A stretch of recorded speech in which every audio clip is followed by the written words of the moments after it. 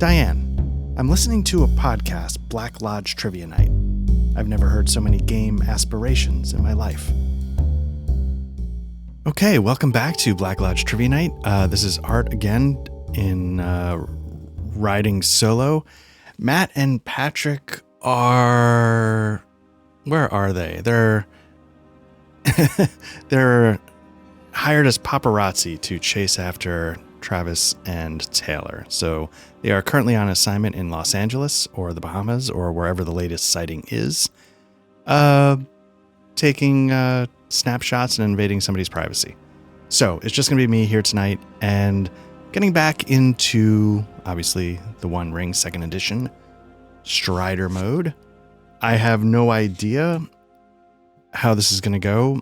I don't know when this is going to go up. I wanted to get another session in for a couple of reasons. Mainly because it's still fresh in my mind. I don't want to forget.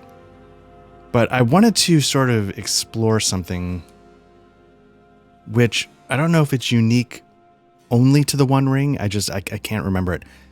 Of all the solo games that I've played, they all had enough structure to sort of guide you toward the finish. You know, maybe they don't tell you literally what the finish is. Obviously, you play to find out. But every game that I can remember doing, like Midnight Melodies, English Eerie, Dragonbane, even like when I don't know if I like the system in place, like Star Trek Captain's Log, which I feel like I would have done co-op. I don't know if I'll ever solo that. I feel like all of these games have a structure that tell you, hey, this is how you wrap it up. The One Ring doesn't. The One Ring, you know, it's sort of the least structured, you know, solo mode, in my opinion, of the ones that I've tried. Well, that's hard to describe. It might have the fewest guardrails, because you could say, like, you know, English Eerie, does it have, I mean, it has some structure, right? You draw cards, it generates a thing, and then you have a certain number of turns, and then you're done. Midnight Melodies, you don't have to use it, but it has the notes to sort of structure, like, after the 9th chord or whatever, you're done. And so then I started to realize, like, oh crap, like, you know, after the last session where, what did we do? We sojourned from Bree around the Horn north. We went east from Bree until we got southeast of Weathertop, then turned north and headed north along the Weather Hills up to making a campsite just outside of the North Downs, and then sort of got done with our journey. Yeah, I thought it was a lot of fun, and I don't know if I did it right. Then we decided to go into the North Downs after sort of setting up a base camp just outside of it. Oh, you know, and we saw, like, there was like, I guess I don't need to, somewhere along the edge of the Weather Hills, you know, we encountered like a slaughtered caravan of merchants, which at the time I didn't realize actually tied in with our main quest, which was given to us by Gilraine the Fair, who is Aragorn's mother, and the random quest that we were given was to, enemy patrols prowl the road, targeting merchants. So that's sort of the quest. That's what we're doing. That's what we did last time. And then we got into the North Downs because she feels that there's a chance something's going on between the North Downs and Angmar. And at the end of the last session, that actually proved to be correct. We encountered a couple of men. Well, going back a little bit, I fumbled my sword and 2 men stumbled across it. And I noticed that they were sort of dressed in the garbs of Angmar. I didn't know, I don't think, what language they were speaking. I think I also encountered like an old camp for men. My memory's hazy on this. An old camp, that had some etchings on it, and I took some rubbings, but I didn't know what they meant. And basically what I'm trying to do is I'm trying to figure out, like, what's going on with the merchants getting attacked.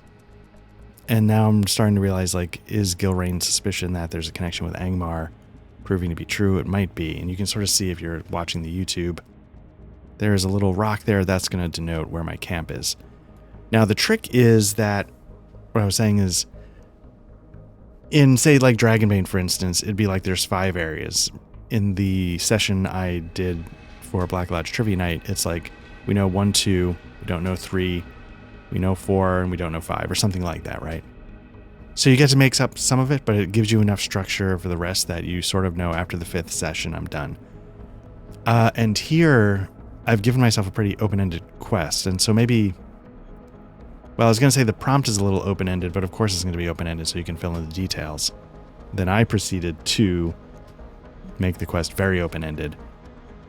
And so... But that might not be a problem, because I was actually having a really good time. So, anyway... One thing I wanted to check in on, what happened was, like I said, I lost the sword.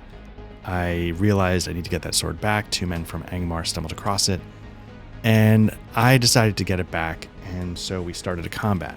Now, the problem with that is, though, I need to check the rules for gaining shadow. And the reason why is because, again, as we've sort of discussed, this game assumes that you are playing a certain kind of character, and that character is in the vein of the heroes from the books.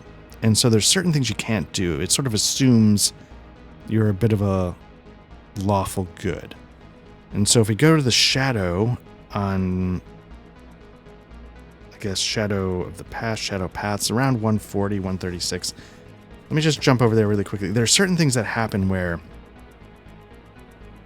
you gain shadow points, and sometimes you have to test, like, I see something, does it freak me out that I gain shadow? Am I greedy? Like, do I spot treasure and do I just have to have it? That gets you shadow. Misdeeds, though, is the one I'm looking at. A misdeed is a special instance of shadow gain, as it cannot be reduced or canceled by a shadow test of any kind. So, if you act like a jerk, you automatically take on shadow. It's the only one where there is no way to mitigate it. You can't resist it. It's just, you were a jerk, you automatically gain the shadow points. And so what I need to do, let's see, misdeeds, there's, a little table on page 139 of the 2nd edition. Violent threats and malicious lies, that's the least bad. Manipulating others, abusing your authority, that's the second worst. Second least bad. Theft or plunder, oath-breaking or cowardice, treachery, okay. Torment or torture, killing or crippling a surrendered foe or harmless folk. Murder, willingly taking actions in the service of the enemy. So I think what I need to do is I need to decide, what have I done? 2 men from Angmar, so automatically the 2 guys from Angmar, I recognize that symbol, I know they're evil. Unprovoked, though, I killed them. Like, I started a fight and I killed them to get my sword back. Does that count as killing harmless folk? They weren't going to harm me, but they could be harmful overall. But what do I know? Like, I didn't know that for certain. So I wasn't sure what to do in this case. Let me see what my shadow is at the moment. I guess it's at like a 5. Yeah, I don't know. In my mind, I guess thinking it over now, at first I was like, oh crap, I need to give myself some shadow for killing these people. But I didn't murder them willingly in service of the enemy.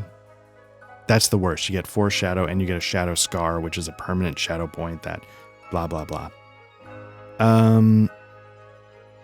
I killed them, but they weren't surrendered. And I don't believe they were harmless folk. So I didn't give them a chance to give the sword back. Is that treachery? I don't know. Is ambushing them to get my sword back, even though they seem like they're on the wrong side of history here? So I wasn't quite sure what to do. And now as I talk it through, I think what I'm going to do is I'm just going to say I'm going to skip the shadow points for that action. I don't know if that's correct, but that's what I'm going to go with, just because I feel like you could make the case. I don't know, because in that case, like, how do you ever ambush anybody in some sense, right?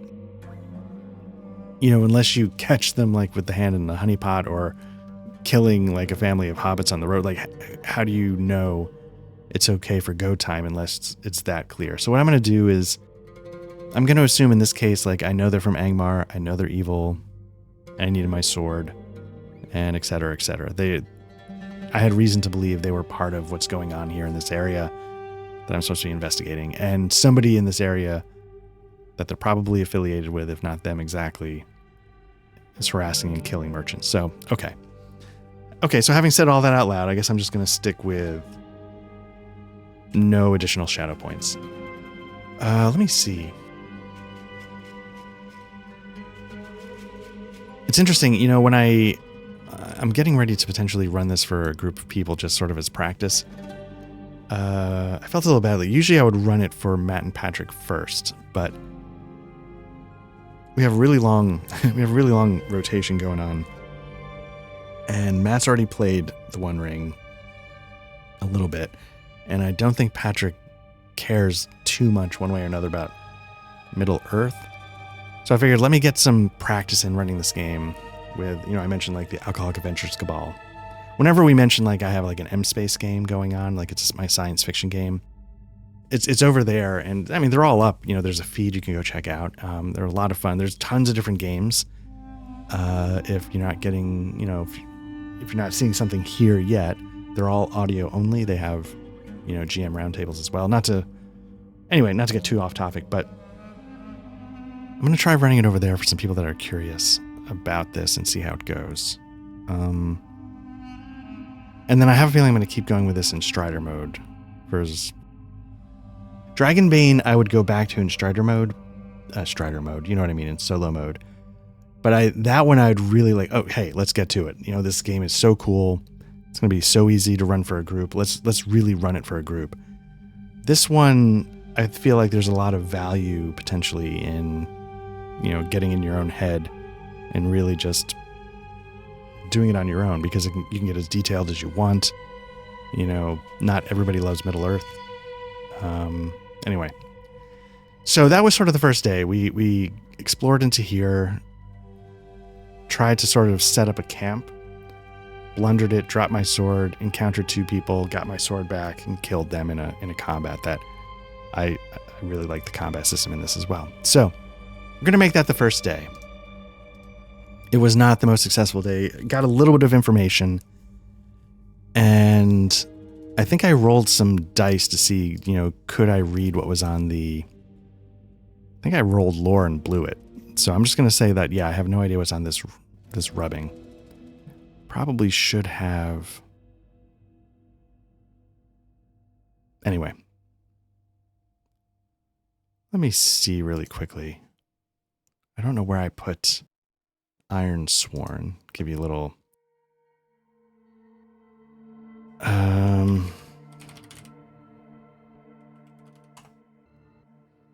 Get a little peek of how Foundry looks. This does not have Iron Sworn, I don't think.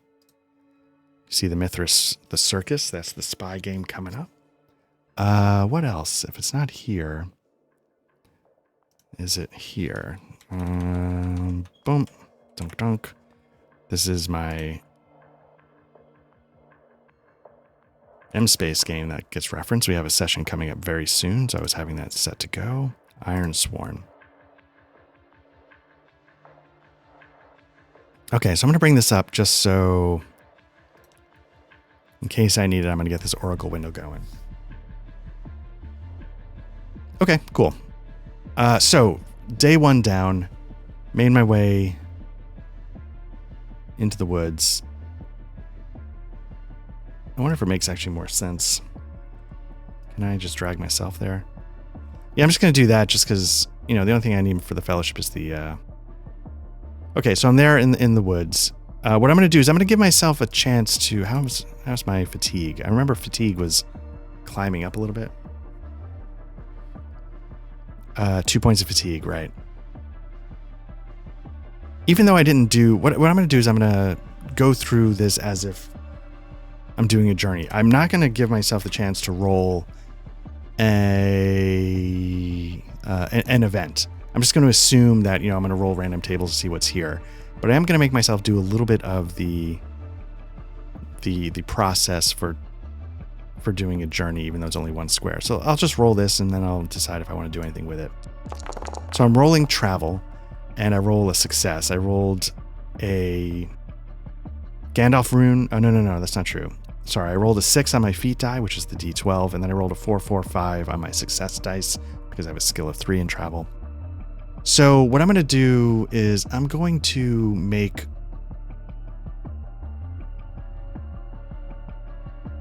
you know what? I'm just going to make my next roll. Let's say if I had gotten like an Eye of Sauron failure, maybe I'd make my next roll ill-favored.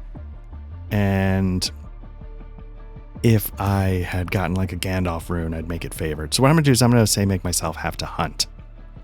So let's give myself a hunting roll. It's going to be a straight roll because I succeeded. I didn't jam myself up. A regular failure would also not jam me up too much either way. So I'm going to give a hunting roll. I got 2 in that skill, not favored. So this could go... Got myself a Rune of Gandalf, which means it's an automatic success. And which is good because on my my success dice, I rolled a 1 and a 1. So that would have been a failure in almost every circumstance. Oh, I got to make sure I change, again, because I was seeing what I needed to do to run this for a group. I have to change the target number base value back to 18. Let's see if that updates. There we go. Okay. So we've done that. It's all good. So let's start figuring out what's here. I'm going to start by rolling some tables. Where are they? Here we go. Strider mode roll tables. We're going to go to, I think it's lore. Yeah, let's do a lore table. What this is going to do, again, is going to give us a couple of words to play off of and see what's there. Change cold darkness. Okay. All right. Change cold darkness. So in the last one, we found some ancient ruins of, say, men that used to live in this area. Felt more positive. What we're going to do is say we're going to come across... Let me just see. The terrain is sort of hillish and woodland. So maybe what I'm going to do is I'm going to make this... well, let's just see if there's anything here in Ironsworn. I don't know what site nature means. Theme, domain, danger result.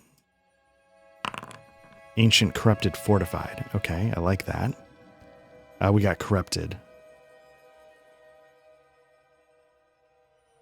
Domain is a Shadowfen. Okay, so we're gonna make this like a it's like, okay, so it's some kind of corrupted.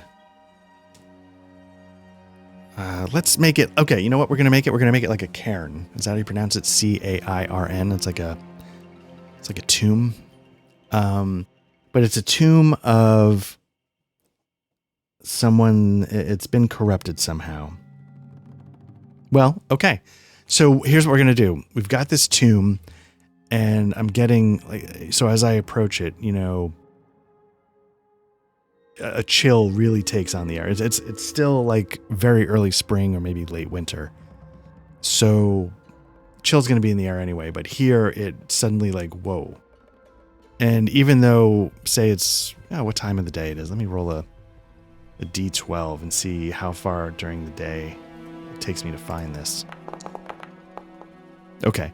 So basically I spent most of the day searching, and as the sun's starting to set, I stumble across, you know, sort of like this pocket within the hills, and I'm seeing like this tomb essentially. And the tomb, again, you know, like, even though the sun's starting to go down, like, I can't tell, is it like a trick of the light, or is it like the sun just went behind the hill because of how I maneuvered down into this little valley between some hills? And I'm not sure, but all I know is that I can feel evil here. I can truly feel evil. So let me see if there's something I can roll. Lore. What's riddle? I don't think riddle is applicable here, but let me just double check. Again, I had the opportunity to copy and paste information into the... So I could just look it up in the VTT, and I did not.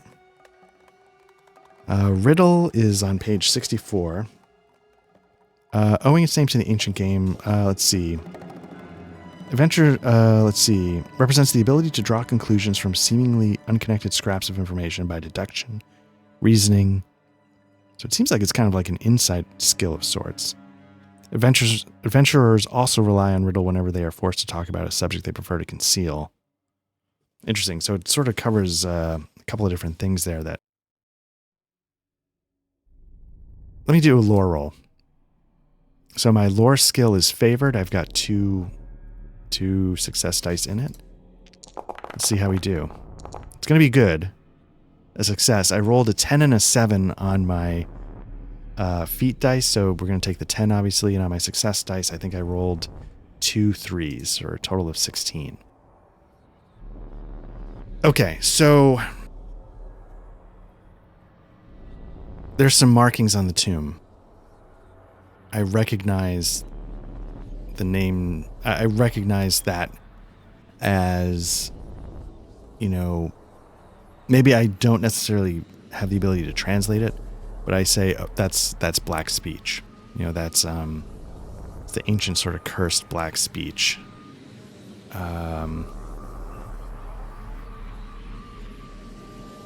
So there we go. So we've uncovered this tomb. There's an ancient black speech inscription, say somehow over the entrance, but it's not sealed. We're going to make it so that the tomb, something's unsealed this tomb. And do I notice anything as I think scan would be, we're trying to examine something closely or attentively, or would it be, I don't think it would be insight. I think that's more like on a personal level. Explore, that's if you get lost, stuff like that. I feel like, yeah, insight's more about people. Awareness, that's like detect, sense danger in a way. I'm going to go with scan. Now my scan skill is 2, but it's not favored. Did pretty well. Oh, I was going to say I did pretty well on the success dice. I rolled a 4 and a 4, but then I only got a 2 on my feat die. So basically, I'm noticing that the seal is broken on this tomb. There's black speech above it. Not sure, though, if I can tell.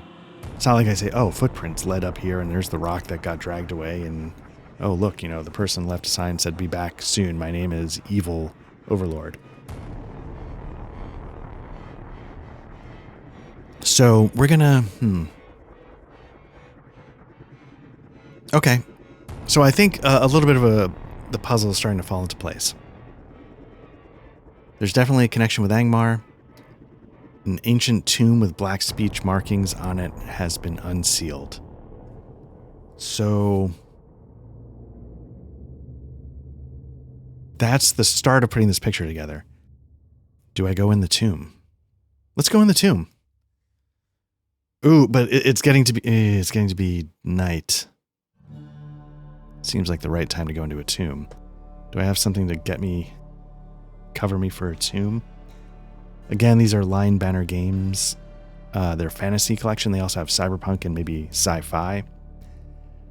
If they don't, yeah, let's do a circular tomb.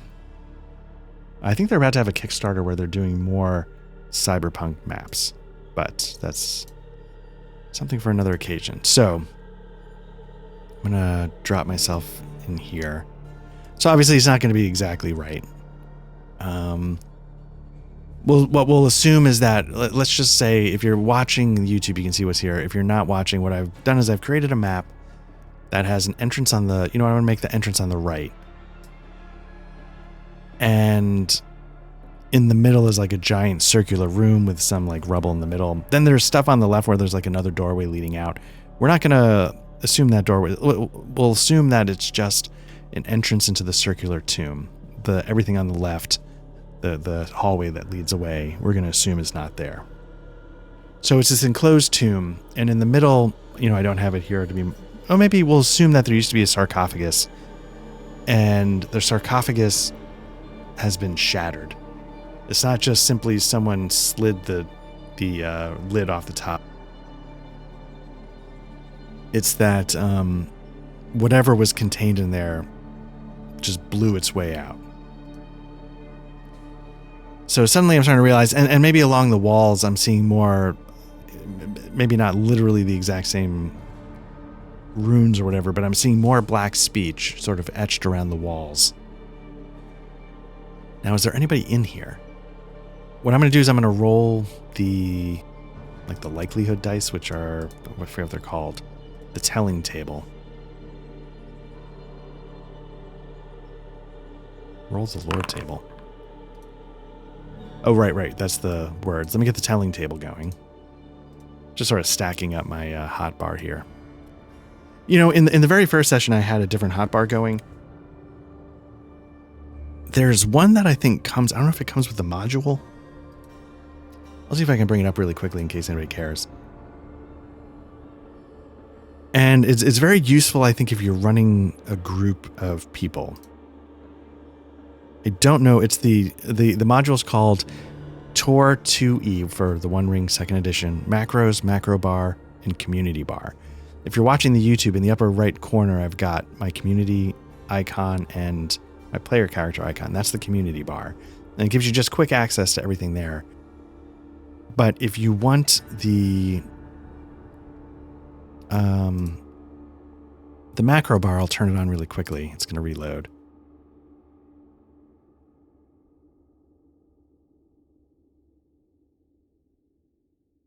Just so you can see, it's an option, and it could prove very useful if you're sort of GMing. Because you can see, I'll just move it into the middle for now. It's got things where you can send private messages to certain players. You can, hide tokens. You can change the size of tokens. You can show the image of a token. So I could highlight my player and bring up the picture to make it easy to say, hey, this is the person talking, or this is what you see. It's an easy way to increase the eye awareness, the hate, all the different things set status like weary, wounded, poisoned, miserable, things like this. So it can be really helpful. And then it even gives you sort of the community bar again in miniature. But otherwise, you don't have to play. I had it up at first because this could be interesting to use. And then I realized I'm never going to use this as a solo player. But I'll let you know potentially how it works if I use it in the big game. You can even have it replace the bar, the Foundry default macro bar. There's an option to turn that off and put this in instead. Anyway. Again, Foundry continues to be extremely impressive in its flexibility and what people in the community make for it. I respect that, say with Alchemy when we're running Vaesen, that there's a very coordinated effort from the software's developers to get a system together exactly the way to make it a little more uniform, if you know what I mean. Which is sort of the Fantasy Grounds approach in a way, right? Anyway. So here we are. We're on the right-hand edge of the map. We've got the circular tomb in front of us. I was going to roll the roll of telling. So what I'm going to do is, is there anybody in here? I'm going to say it's unlikely. It doesn't, I'm not hearing noises like this was just freshly opened or whatever happened just occurred. So I'm going to say it's unlikely. But it's a certain yes. Interesting. I rolled a 1 on the telling table. I'm just kind of curious. Let me just take a look at that really quickly. Bum, bum, bum. Oh, right. I'm sorry. I set this up wrong.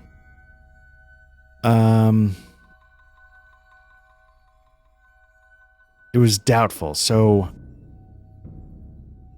if the okay, because I keep forgetting how I do this. If the outcome was certain, then it would have been a yes, even on a 1. I rolled a 1. But that's the only thing that it's certain for, and I feel like I might have left off a few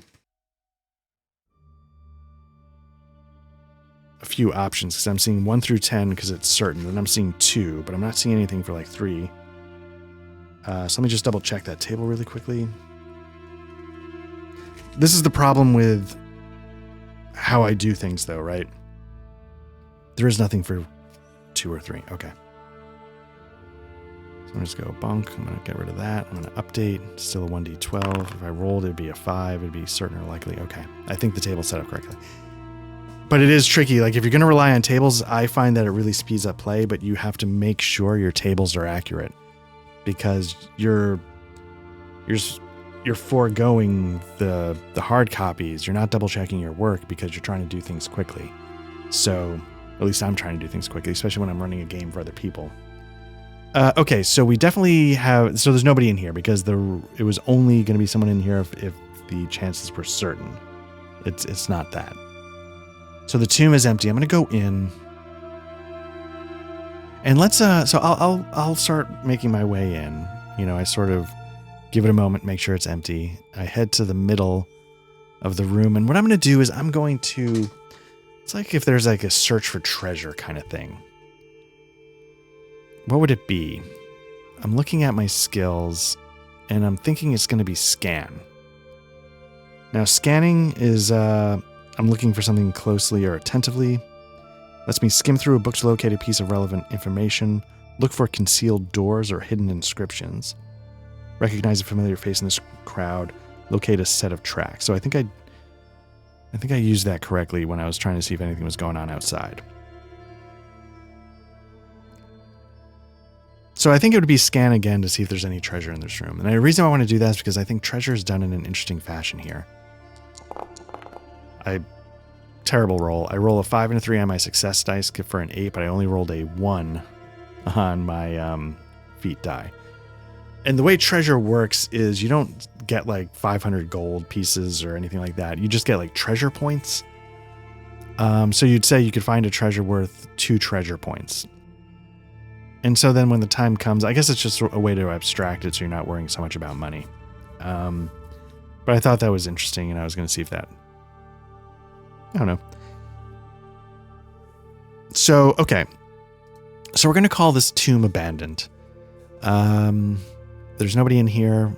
Whatever was laid to rest here was both evil and also no longer present. So that is unbelievably concerning on its own. And I'm trying to decide now, what's the next step? Obviously, the next step is I get out of this tomb. What I'm going to do is I'm going to move my icon over here. I need to remember to take these off when the time comes. I'm going to grab...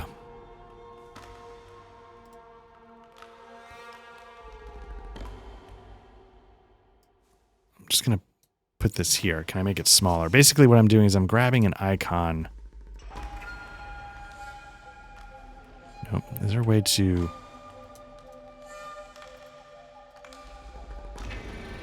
Just basically what I'm trying to figure out is like, there we go. Can I keep its shape, its proportions? So I'm going to put, and for those people wondering, the way you do it is you use the Alt key while you're resizing the object. So what I've just done is I've marked that hex as having like some ruins. I don't have a ton of different icons, but there we go. So if you're looking at the YouTube, I've just put a little icon on the map to mark that I've encountered some ruins there. And so now I've got to decide, because I can guarantee you I'm not going to make camp here for the night. So then the question is, where do I go? Do I retreat back closer to my camp? I'm not going to be able to get there.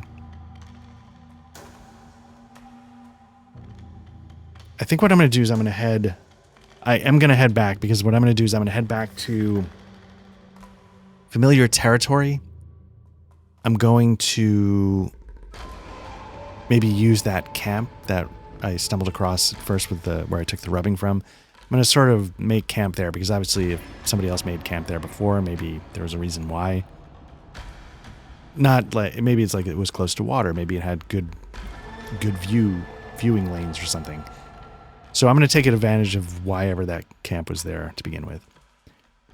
But because I traveled back, because I wasn't able to make camp in the hex I was exploring, I'm going to make it so that I got there late. I'm not going to get as much sleep as I expected. And here's what I'm going to do. I'm going to take 1 fatigue. If I fail my travel roll, I'm going to make it 2. Because that means my camp sucked. So I'm going to roll a travel roll. If I get a Gandalf rune, I was going to say I'll make it so I don't take any fatigue. But luckily, on my feat die, I rolled a 4. I've got a 3 skill in travel. And on my success dice, I rolled a 5, 1, and a 4. So I rolled a 10 on my success, a 4 on my feat die for 14, which just clears the 13 needed to succeed. So I set up camp. I'm going to give myself another fatigue point. Nope. That should now be 3. So if you're watching, what that means is now my fatigue is 3, my load is 11. And the way the sheets, I don't know if this is how it would be if I were doing it in paper, but the way that the sheet tracks it in Foundries, now it makes my load a total of 14. And what I need to be careful of is my load creeping up on my endurance. Because if I do that, I start to get weary. Let me just double check what triggers weary just so I know as I... Ooh, you know what? I need to do a shadow test as well.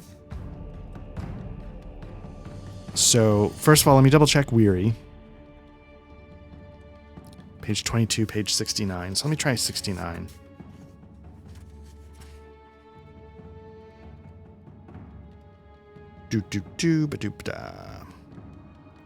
Okay, so weary. Used in conjunction with a hero's carried load. Endurance determines when the weight and bulk of any equipment starts to affect a player hero's performance. Fatigue. When gained, fatigue points temporarily raise a traveling player's load, effectively making it easier to become weary. Heroes become weary if their current endurance score becomes equal to or lower than their total load. So right now I'm at a 22 endurance. My load is 14. So I've got a little bit of room to play, but I got to be careful. You can do a couple different types of resting. You do a short rest, which is like you take a break during the middle of the day. You can lose endurance points equal to their strength rating. For me, the strength rating is actually not bad. It's 5. On a prolonged rest, you may take a single prolonged rest each day, usually a night's sleep. I guess, okay. The lore master may allow the group to take more than one prolonged rest if the player heroes are recovering in a safe and comfortable place. I'm not, though. So I'm not going to give myself the chance to do that. But if I were, I would be able to recover all lost endurance points. So I think once per day I can take a short rest if needed. And I'll have to figure out how, what that means in terms of how much I can get done. But I'm not going to allow myself the luxury of a prolonged rest out here in the evil North Downs. So here's what we're going to do.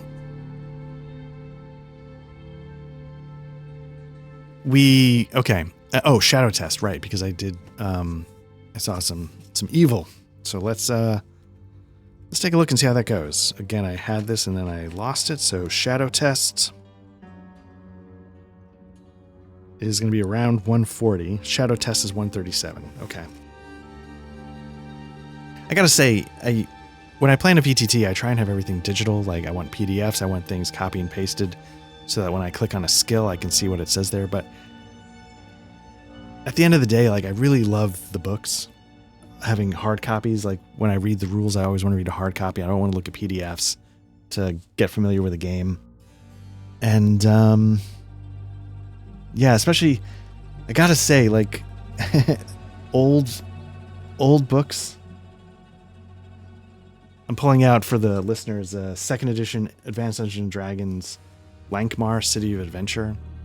Like, even though you could argue like the layouts and stuff are simpler, there's like a charm to them, like the old school books. But then current books, again, I've shown the One Ring as an example. They're just gorgeous. Yeah, just gorgeous. So anyway, just for the people publishing these games, just know that it's appreciated. Oops, just had a little bit of fuzz land on my mic. So let me see. So I think I'm not muted. Good. Let's do a shadow test. So the reason why I'm going to do that is because Sources of Shadow, Dread is, I think, what I'm thinking of. Terror is a spear in the hand of the enemy. Adventurers gain shadow points whenever they witness something capable of striking fear. I feel like seeing that tomb in the Black Speech is something that would cause dread. So looking at the sources of dread, there's a table on page 138. There's natural but unexpected tragic event, such as a mortal accident, death in the family, gruesome killing, dreadful experience, orc work, discovering villagers savagely mutilated. I probably should have... I'm going to do a second... Oh, no, because on that dread... Okay. Because on the way up, there was a way to get out of the dread test when I saw the slaughtered merchants. Harrowing experience, physical and spiritual torment, or experiencing directly the power of the enemy. It's definitely not the last two, which are, that was in ascending order of terribleness. I think what I'm going to do is a dreadful experience. I'm going to call it that. So there's a chance to gain 2 shadow points. So what I need to do is, let's see. Adventurers may reduce or cancel the effects of dread with a shadow test, which is Valor. Okay. Now, Valor is not... Oh, it's a heroic stature. Where do I put... Shadow points go on the Fellowship tab. So what am I up to? I'm at... Not Fellowship, Shadow points. Do they? No, they go... No, I have 0 shadow points. Okay, so let's see how this goes. Okay, so I'm going to roll a Valor check. So I have a Valor of 1. I'm not sure what it's going to roll for me. It looks like it's a... Target difficulty is a 13. That might be because my heart target number is a 13. Looks like a 1 is going to give me 1 success die to go with my feat die. So there's a good chance that I am going to fail this. So let's see how it goes.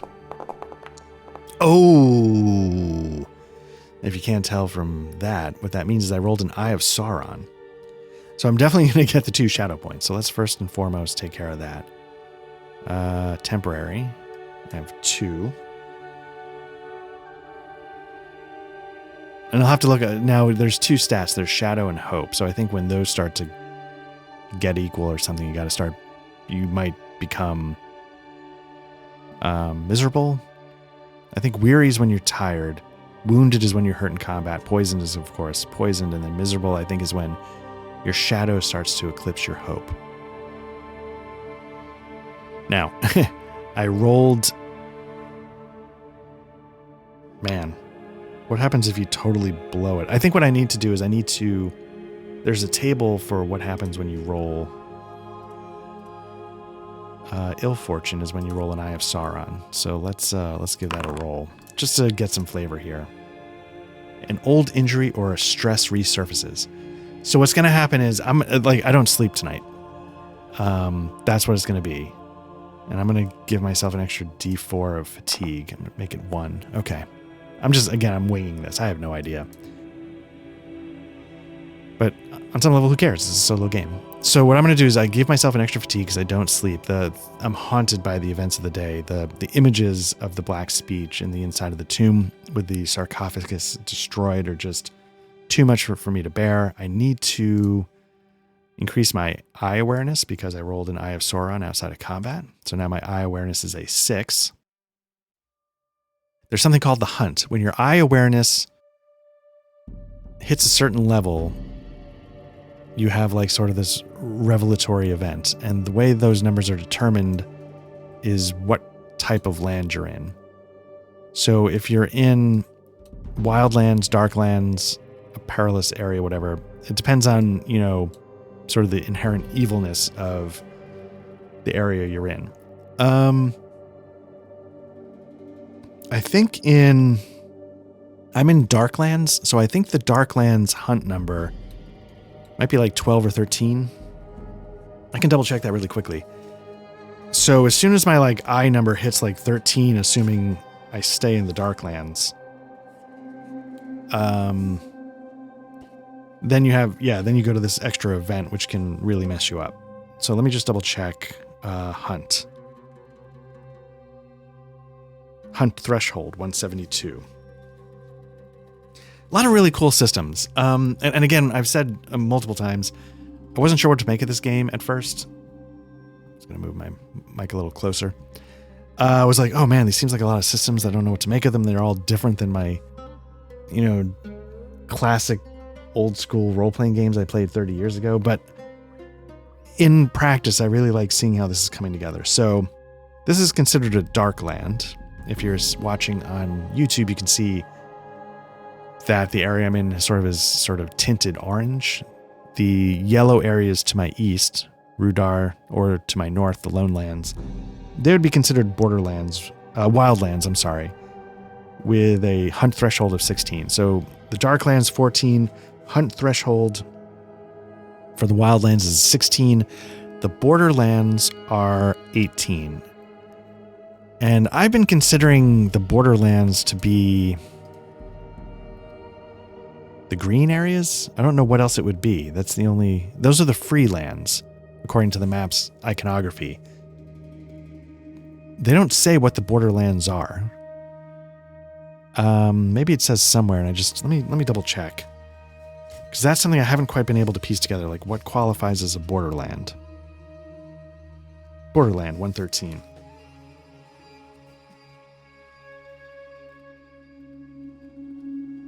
So a borderland here. I don't know if we're going to get much.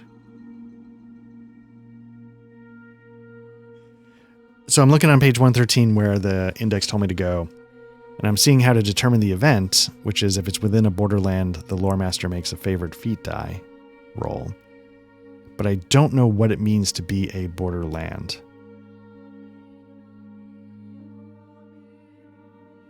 The question is, could the Eye of Sauron like penetrate the Shire? Or the Grey Havens? These are all areas marked as free lands. So I don't know. You'd like to think no, right? You'd like to think what makes them free is that they're free from any intrusion with Sauron. From Sauron. But I'm not quite grasping what would be considered a borderland. I mean, luckily, you know, for most of the map here on Eriador, is that what it is? Yeah, Eriador. I mean, it's basically wildlands, darklands. You know, it feels like, boom, you got what you need from those two. Maybe borderlands is just something they threw in there for, you know, future use and yada yada. Okay, so I feel like I definitely... did I? Okay, I think I gave myself some shadow points. I gave myself extra fatigue because I blew it on my Valor roll, which makes sense. I mean, you know, level 1, like, get fucked, Sauron, is not exactly how this would go. It makes sense that, you know, these are new experiences and they're having an impact. So I think that's all good. I think that makes sense. Wisdom roll. What would that help you fight off? I guess we'll find out. Wisdom and Valor are things that you... I think they're like... Are they experience points or are they things raised with experience points? I'm not quite sure. So, okay, so after like a restless, terrible night's sleep, haunted by images from the tomb, daybreak comes. And I decide I need to push on. I need to keep exploring. So I know a piece of the puzzle. A tomb has been opened. There are men of Angmar in the area. Wouldn't be hard to put those two things together. So let's, instead of going straight west back to the tomb, let me go southwest, further into the hills. It's a little less wooded, a little more hilly, and let's see if there's anything that can be found there. I'm going to start by rolling the lore table just to get some words.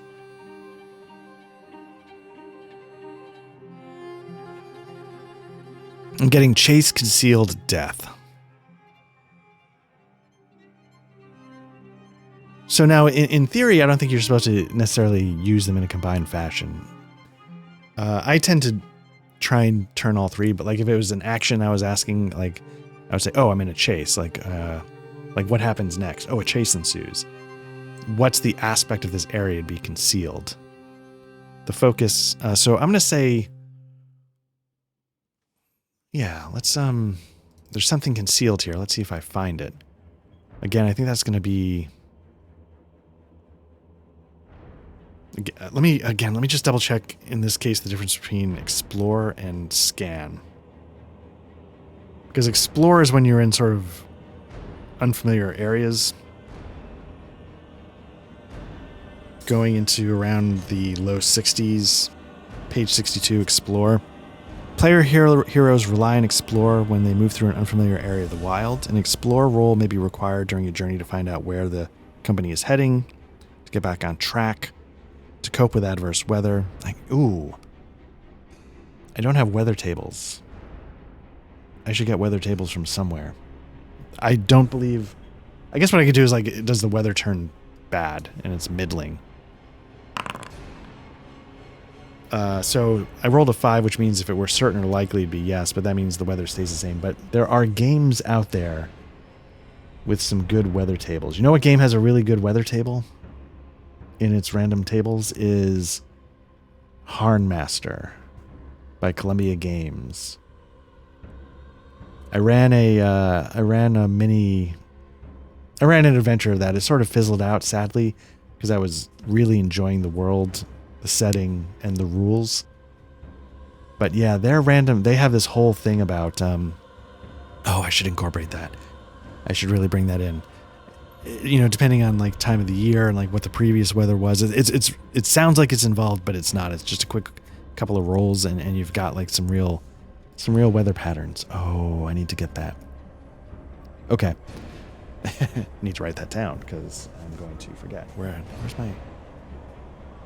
I usually keep a notepad, obviously, like most people nearby, to jot stuff down, but let me see. Get Harn weather into everything, because it's good. For any fantasy game, it's good. Especially, yeah, if you need a hex crawl weather system. I think Mithras, I wonder if Mithras has anything. They have Monster Island, which has their hex crawl rules. Wonder if something in there. I've got Wolves of God, which is by oh man, this guy who makes like Worlds Without Number, Kevin Crawford. I don't know if I've got hard copies of his Worlds Without Number and his Cities Without Number. So sci-fi, cyberpunk. I think I lost whatever the fantasy one was when I was flooded. So I think I only have that in PDF. But I'm sure that's got like tons of... But Wolves of God, I'm sure, might have some tables in there as well. Doesn't matter. Harn... Just a quick tangent. You should look at Harn. If you want... I'm going to cough here for a second. Harn... Oh, man. Harn is one of the most fully realized, fleshed out fantasy settings I've encountered. I know Matt talks a lot about Galarian and what they do with Pathfinder. Which I will admit is really well developed and nuts, just how much is out there. Harn is, if only it's because it's been around since like the early 80s or something, there's just so much out there for it. It's really such a good setting. And even though it might be daunting and there's a lot of detail, the world itself can be system agnostic. You don't need to use all the detail, but if you want the detail, there's so much. And then, like I was saying, like the adventure I ran was a bit of a sort of a pre-written adventure, an intro adventure. But parts of it, what I really like about Harn is they give you these little adventure hooks in some of the descriptions throughout the book, which I know a lot of games do. But the adventure hooks in the Harn book that I was reading clicked. And it was just making me come up with ideas and connections that helped me expand the narrative of the little adventure I ran. Quick aside. Harn is worth checking out. Even if you don't dig the rules, the world can be really impressive. And because the world, like any good fantasy world, is broken up into regions, much like Golarion and Pathfinder, you know, regions cover everything. Like in Golarion, you know, talking to Matt, we recently recorded a damn fine coffee, which should be going up, you know, a few days after the recording of this. I don't know when this is going to go up though, so it's going to definitely be up before this goes up. But you know, he mentioned like, you know, there's a humble bundle for Pathfinder, and it had like the source books for the Old West setting, and I'm like, oh, is that like part of the world? He's like, yeah, and I'm like, oh, okay, so there's just literally everything in Golarion, and I feel like Harn is a little more cohesive, but it's got that too. It's got like this one area, like the Thardic Republic, which is a little Roman Empire-y. There's Orbal, which is like wild Scottish magic area. Far to the north, there's Caldor, which is like your classic center of the kingdom, you know, kind of place. There's like the elves area, the dwarfs area. Anyway, it's all there. I'm rambling. Okay, so restless night's sleep. I'm heading to the southwest. I've rolled some. We're going to say the weather stayed the same. The aspect of this area is that there's something concealed here. I was trying to find out if I would use explore or scan. I guess you'd use explore to set up camp, not travel. Yeah, so choose a suitable place to set up. So maybe I should have been rolling explore instead of travel. For some of these, like, well, for what I'm doing here, not on the journey. So I'm going to give myself a scan roll. Do I spend hope? So this is the thing when you're playing a solo RPG, right? Like, part of me wants to... How do you handle this? I know above the table that there's something concealed here. I want to find out what it is. There's nothing stopping me from just saying I find out and keep the story going.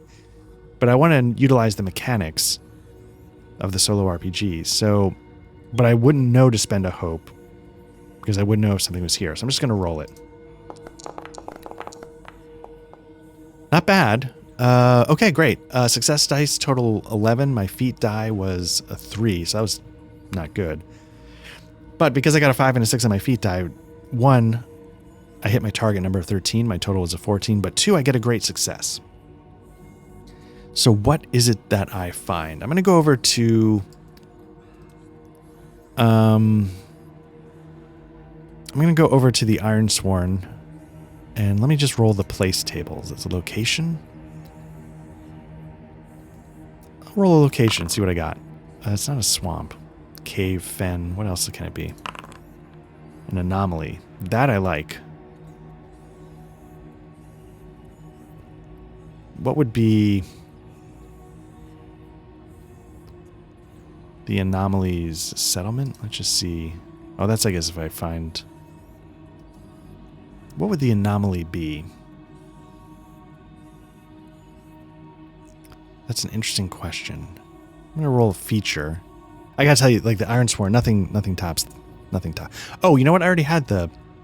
Let's say, like, you know, when I rolled, like, its focus, let's say it's death.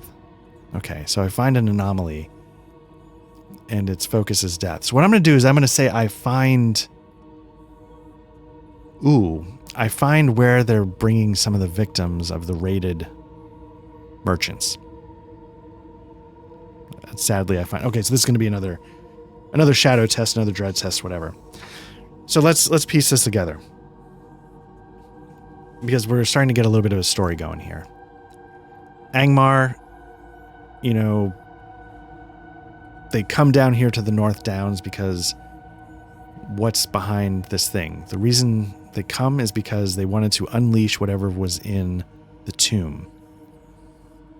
But they can't just walk around here on their own. They need to, in order to be able to find this place, in order to sort of establish some kind of foothold here, they need supplies. So what do? They don't,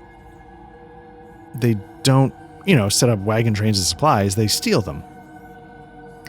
So the reason why they've been killing and harassing merchants is because they're taking their supplies so that they can, stay here, sort of build their little foothold and accomplish their task of unleashing this whatever was in the tomb. But the fact of the matter is the tomb's empty, so they've already done it. So maybe what actually I'm seeing is when I encounter those two guys, is like I'm seeing sort of the scraps, like the leftovers of the foothold. Hey, let's see if we can get something started here. But they've already succeeded in what they're trying to do. And so what I'm going to end up having to report back to Gilrain is that, yeah, Angmar, it's not that they're trying to do something, it's that they already did. There's something that they've unleashed here in the North Downs. And they're trying to build a presence here as well. So what I find is like sort of this giant pile of bodies. Are there people here? I'm going to say it's likely that there are. Because again, it's not like they've completely vacated the area. So let me get a telling roll going. Are there people here? Yes. Oh no, it's likely. So no, there's not. At the moment, there's not. But what I'll say is that there is like a camp. Maybe they're out, harassing more people. Maybe they're wondering why two of their people didn't come back. Maybe let's go with that. Yeah, let's go with that. So maybe, I don't know that for certain, but we're going to say that's why they're out.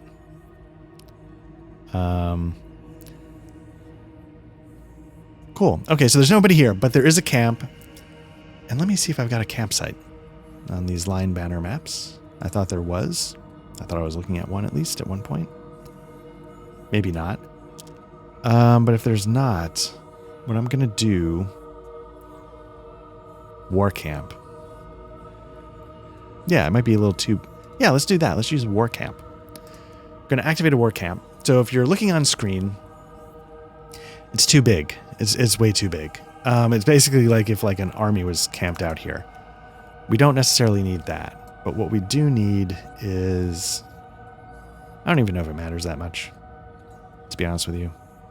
But I'm a very visual person, and so having something to reference in front of me really helps. Something I mentioned in the last I Am Fine Coffee, again, who knows when this is going to go up in relation to that. Sometimes I mentioned when I'm role-playing, one of the things I have trouble with is knowing what to do. The more I have in front of me, the more I have to pull from, which is why I sort of love the idea that oracles are out there, giving me just random words. I can then go from there, but I need that first step. So what I'm going to do is I'm going to go to, I think I mentioned there's a Kickstarter called Into the Wilds. Tom Kartos, I think. And so what I'm going to do is I'm going to see if there's anything going on in his maps that could be useful. And I'm not going to spend too much time in this. It's not actually worth it. Yeah, there is. Okay. So what I'm going to do is I'm going to import this. And when you import something into Foundry, there's a couple things you need to know. You need to know... Excuse me. You need to know the resolution, and it helps to know the DPI. I think, if I'm remembering how to do this. So what I'm going to do is I'm going to import...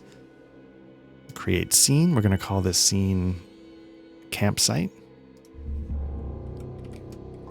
Now, if you watch any of the Dragonbane stuff, you've seen some of these Into the Battlefield maps. There's just so many good maps out there. Whether you support them through Patreon, whether you can buy them like the Seibuku, individually, like when I bought the background, like just such great stuff out there. I don't know if I'm perfect about not using AI art, but I really prefer not to. It's not my intention. So I'm going to grab a map here. Did I have a separate photo? I try and be very organized. Into the Wild set. This is going to be, okay, because this way I don't have to bring it in again, but there's one extra layer I need to label. I don't know if a lot of people are super anal about labeling folders and folder structures. For my job, it's very important to label clearly and consistently. I think this was in Forests and Villages. Because what it does is it helps other people should they have to take over your project. If you don't know, I edit television commercials for a living. Forests. And so my project is my own, but I keep it backed up in a place so that, God forbid, if I were hit by a bus, or more happily, if I were to go on vacation, somebody could just pick it up and go. And the structure of the folders would be familiar. Okay, so I've got that. I'm gonna turn off. There's a little icon between the resolution that tells you, like, hey, keep the proportions locked. We want to make sure you turn that off before we enter the dimensions. It's really not, as long as we're gonna, we'll pad it a little bit. Why not? We're gonna turn off the grid size pixels. I think if you make this match the DPI, that helps, but I don't know if that's certain. It doesn't matter what the units are. We don't even need the grid, to be honest with you. But let's see if I did this right. We're gonna... My fear is that I put it in the wrong folder. I'm not seeing it. Campsite, here we go. So let's activate that. So yeah, if you make the DPI match the grid size in the configuration, I think it sort of gives you a good, like, if this was like 5, I feel like it gives you a good grid size that makes sense. In this case, like if every square was 5 feet in your classic D&D sense, that means like the tents would be 10 feet. Like you could see it, right? So that's a little trick. So what I'm going to do is I'm going to say we come across the campsite next to the mass grave. And first, so I need to do the shadow tests. It's empty at the moment. So what we're going to do is we're going to do a shadow test. I think that was around page 140-ish, 137, okay. And once we do the shadow tests, the source of shadow, I think, is going to be dread. It's sort of along the line of discovering villagers savagely mutilated. So it's going to be the chance to get 2. I need to resist it with valor to mitigate it. Do I spend hope? Got 6 hope points left. My shadow is gonna... Oof. See, I feel like I gotta hold on to my hope because my shadow is about to go up. And if I start spending... Ugh. But then it might not go up if I spend the hope. Oof. Tough choice. I'm just gonna go for it. Wow. So bad.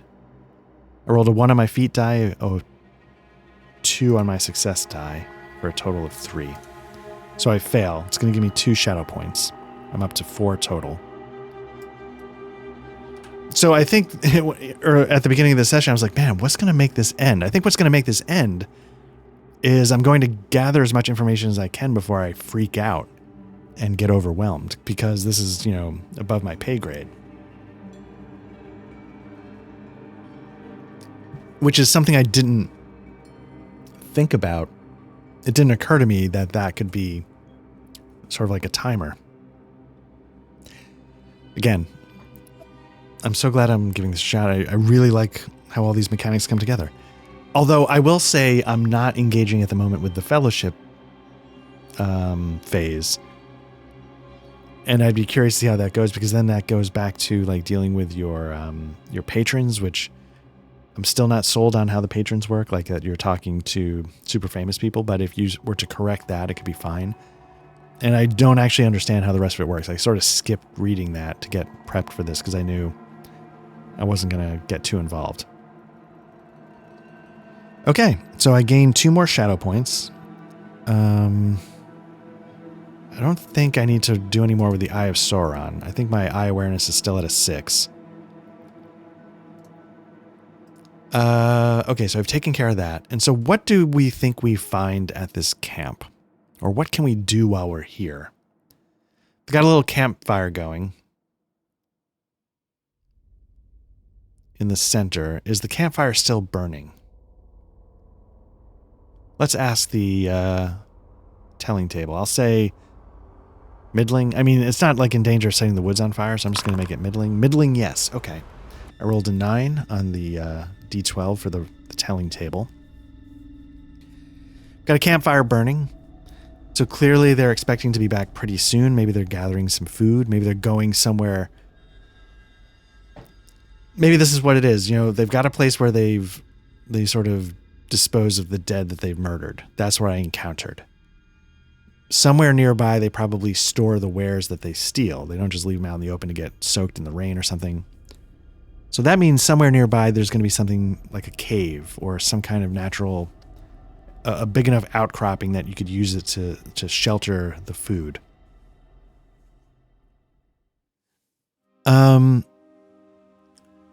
So what that tells me is that they're going to be back soon. Are they going to be immediately? Are they immediately returning?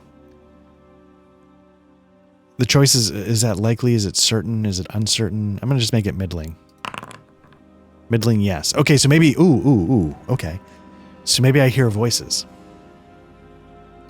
I get to the camp after coming across the dead body. I'm terrified and I'm angered. And I see that there's a camp here. And how many are there? How many people are there in this camp? I'm going to roll. Is it a D6 worth? I'm going to make it middling. Whoops. Middling, yes. Okay, so there's, I accidentally rolled it twice. So there's D6 people on their way. Let's see how many there are. 1. Okay. Yeah, so one person's on the way back. So what we're going to do is we're going to get some adversaries going. Let me see. I'm looking for men. A foot pad. I guess we'll make it like just a general bum. You can see from the last time I put some... Oops. I got some icons going. I just need to change the actual token. Make it so they don't have... I'm just going to turn off.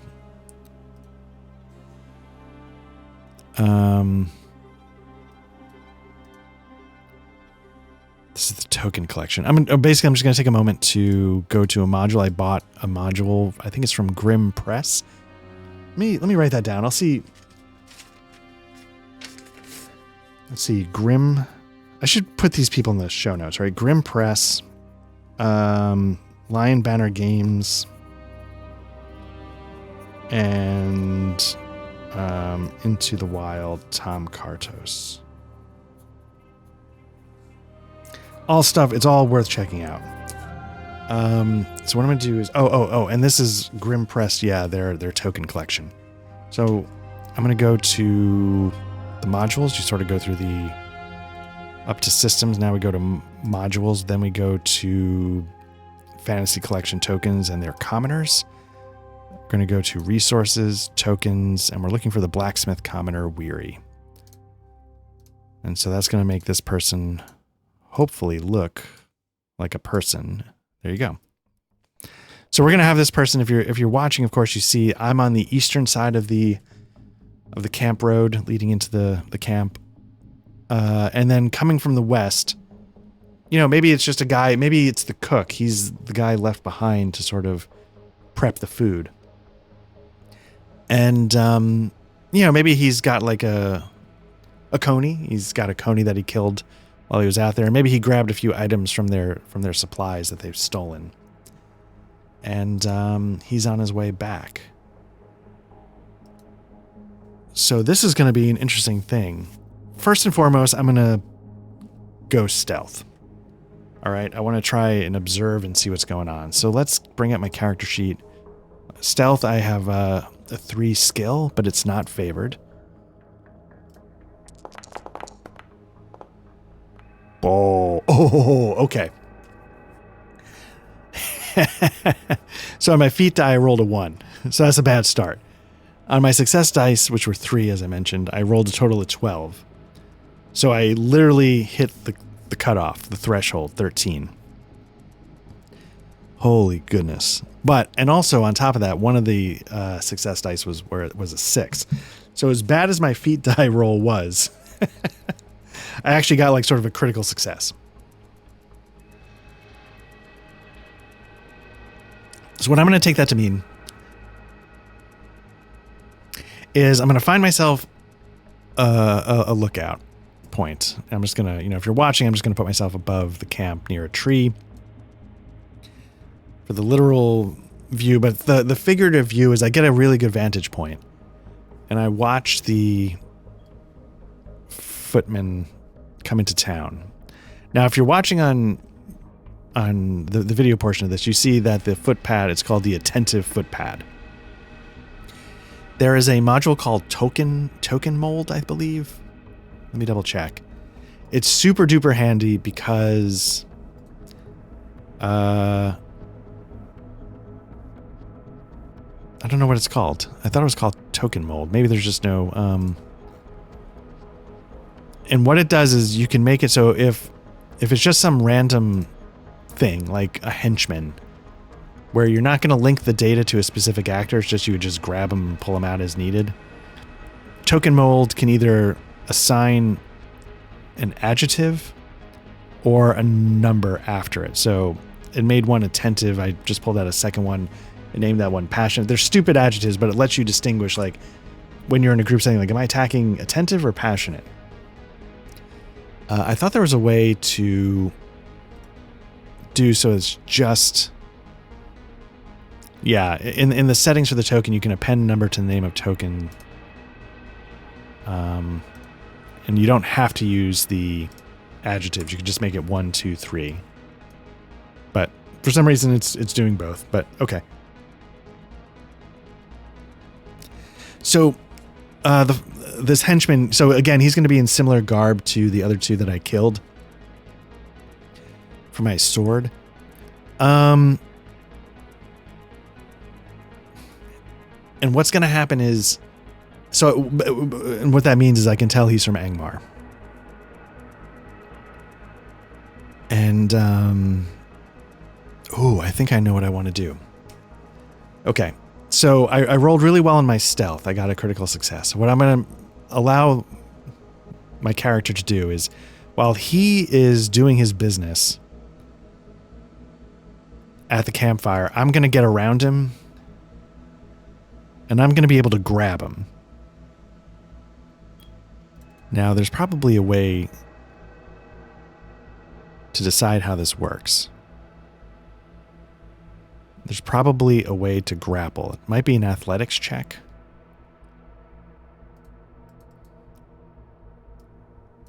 They have an attribute level of 2.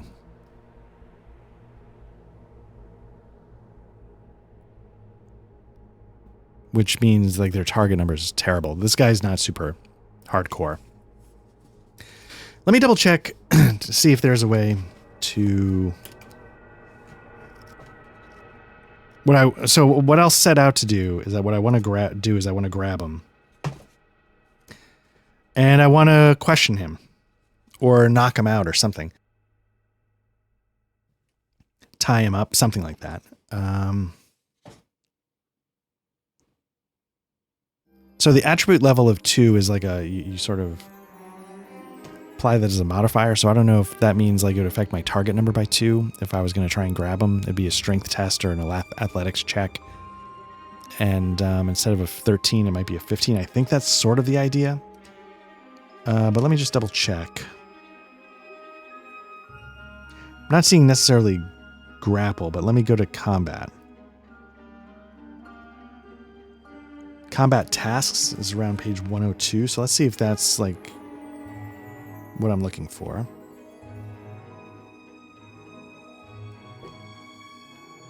Oh, the combat task. Yeah, right. That's what you can do when you're in certain stances.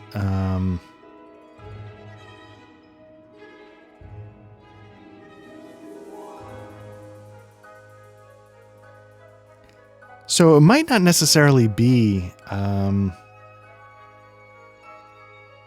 combat.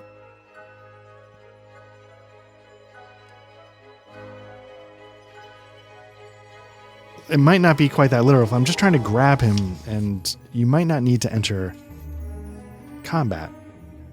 So what I'm going to do,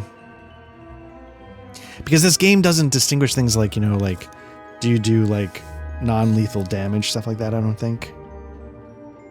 So when you're fighting, you're in it to kill. So if you're not in it to kill, I think you should find other ways to do this. So I think here's how I'm going to do it. I don't think this is a combat roll. What I'm going to do is I'm going to use... I had a super awesome, can't believe how good it was, success on my stealth. Wasn't that great, but I had a sort of a critical success. And what I'm going to do is I'm going to make a favored athletics check to grab him, but instead of a target number of 13, I'm going to use his attribute level of 2 as sort of resistance. So that's how I'm going to do it. I don't know if that's correct, but that is what I'm going with. So it's going to be favored because of my outstanding success on my stealth. The target number is not a 13, though. It's going to be a 15. So let's see how this goes. Awareness for me is a 2 pip skill, but it's also... Oh, no, not awareness. I want athletics. Athletics is not favored. It's 2 pips, but not favored. Did I do it? Got it. Oh, thank goodness. Okay. So on my feat dice, it was a choice between a 5 and a 3 that takes the 5 because it was favored. On the success dice, I rolled a 4 and a 6. So I get like a critical success, so to speak. And of course, I barely hit that 15 target number. I rolled a 15. So there we go. So from there, what do we do? I grab him. I subdue him. I drag him off to a place where we can't be seen. And... ba-bum.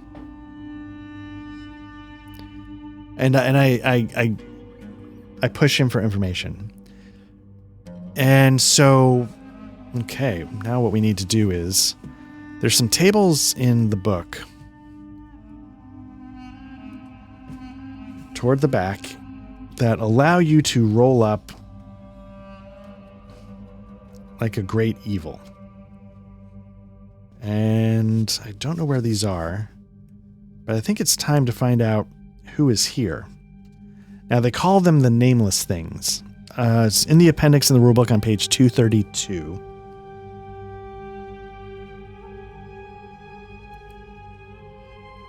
So you roll a bunch of dice.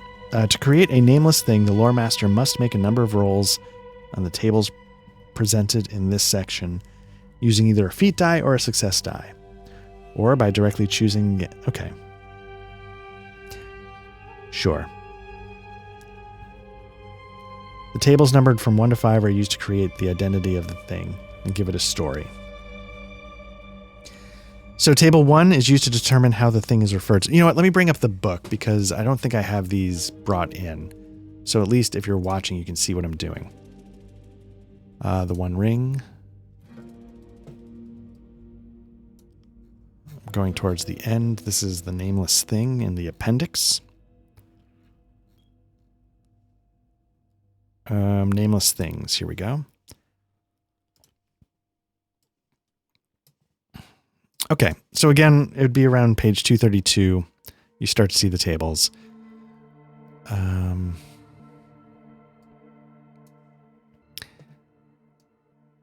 I apologize for people watching. Like, it does like a 2-page layout. I don't know if I'm able to undo that.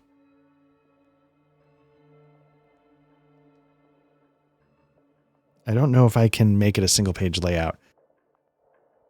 That's just how it is in the PDF. Like, if you were to open it normally, it would give you a 2-page layout. So the thing is referred to as... Okay, so we're going to get a name going. Roll a d12. I guess I should write this... Need to write this down somewhere. Maybe what I'll do is I'll write it down for now, and then I will enter it into the fellowship as my nemesis. I'm going to roll a d12. And I get a 7. A 7 is the hunter. All right, I like this already. There's a lot of tables like this. The hunter. For creating like specialized treasure for your heroes. Like, you know, again, if you want to find like Sting, the sword, there's ways to generate that for your player characters. Okay. The second, we're going to roll 2d6. First one is 2. The Hunter of the Abyss. The Abyss. Okay. And then the last column to get the name is another d6 by men. So the name of this thing is The Hunter of the Abyss by Men. Okay. Let's see. The next one, the thing can be described as, so it's a d12 and then a d6. So we'll start with a d12. I rolled a 3, which means it's slug-like. Ooh. You know what? Actually, I don't know if I...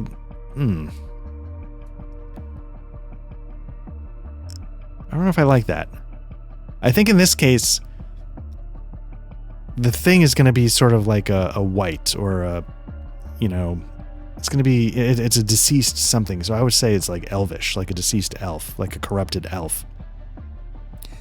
So I'm going to say it's like a corrupted elf instead of whatever this is. So corrupted elf corpse. And then let's get the success die for a little more detail. 3 with luminous skin. Okay. I like that. We go to the next table. When first encountered, before you see it, you... So this just gets you a little idea. So this is going to be 2 d12s instead of a d6. So it says, you know, like, yes, you know, when we released it from its tomb, you know, you feel like your skin crawl. So you know, like, you're sort of in its presence when all of a sudden you get this feeling of your skin crawl. So this is all, yeah, your skin. This is all information we're sort of getting from this interrogation, from this person that helped as part of the group that released him. The second table is like what you see first is fangs. That's not quite right. I'm going to say it's wide, blind eyes. No. I'm going to make it its eyes. The first thing you see, it's glowing eyes in the dark.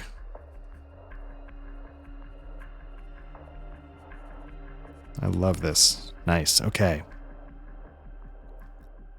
And now we can keep going. What is the next table? A rumor about the thing. Yeah, let's roll it. See what the rumor might be. Let's see if it gives us any insight. A 2. Forced long ago to serve Sauron, the thing fought at the Battle of Daggerlad, spreading terror among the ranks of the elves. Oh, yeah, okay. Oh, okay. Like, I feel... Yeah, so maybe, like I said, it was sort of a corrupted elf. Maybe that's part of the problem. Like, the elves, you know, realized they're going to get screwed here. So I'm going to say for the rumor, let me just write that down. Rumor is a 2. The next table is where the thing is remembered. So that's another D12. Rolled a 5. Few traces remain of the countless generations of Northmen who inhabited the southeastern edge of Mirkwood. Among them is a brutal monument covered in soft moss. An inscription speaks of the death of Krina, a village chief, probably. Ooh, okay. So this is the table 5. Okay, so in table 5 it says, few traces remain of the countless generations of Northmen who inhabited the southeastern edge of Mirkwood. Let's take a look at where that is. Where is the southeastern edge of Mirkwood? Let's go back to our map. Is Mirkwood on this map, or is it further out into Middle Earth? Going to go to the Middle Earth map. Mirkwood I thought was on the other side of the Misty Mountains, so So I think Mirkwood is here, if you're watching. Yes, it's on the eastern side of the Misty Mountains. So, an inscription speaks of the death of Krina, a village chief probably, caused by a terrible thing that came out of the woods at night and could only be kept at bay by lighting large fires. So maybe that's sort of the origin of this corrupted elf. Maybe it was corrupted, down near Mordor or something. It was making its way back into Eriador. And, yeah. And that maybe is the first sighting of this corrupted elf and its evil. And maybe it was killed in a battle with elves. Maybe they finally killed it as part of the,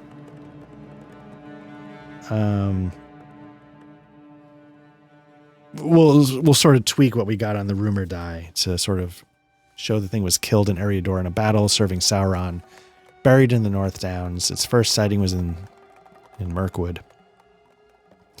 Now we can keep going. I feel like we got a basic. So now if we needed stats for it, we could roll stats. But truth be told, you have a table for character. Oh, let me bring that back in. Did I don't know where it went. Let's bring it back in.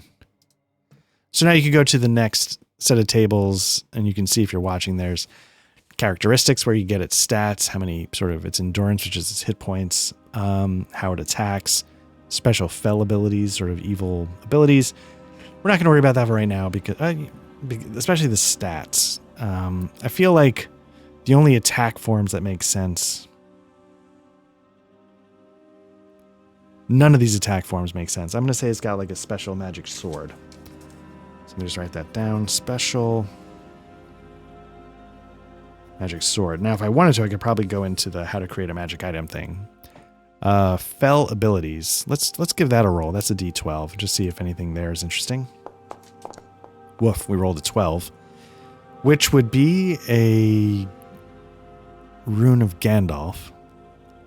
So it's a thing of terror. At the start of combat, all player heroes in sight gain a number of shadow points, dread, equal to the might.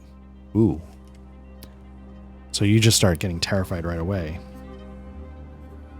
Gandalf rune.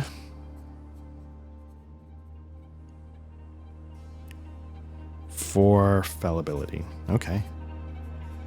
Oh, you know why? What would the Eye of Sauron be?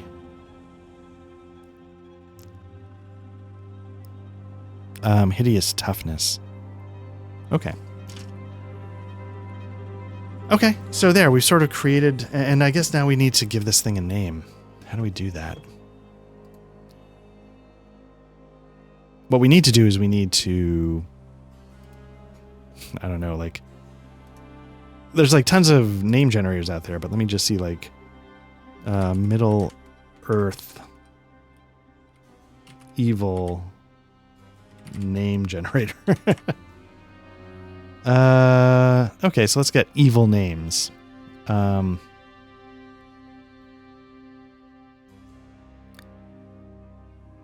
Okay, so we're going to name this person Etheros. I don't know if that's a good name, but that's what we're going to name Etheros. Etheros is also known as the Hunter of the Abyss by men. It's a corrupted elf corpse with luminous eyes that you see in the dark. When it's approaching, before you see it, you can just sort of feel your skin crawl. Just when you enter its general presence, or when it enters your general presence.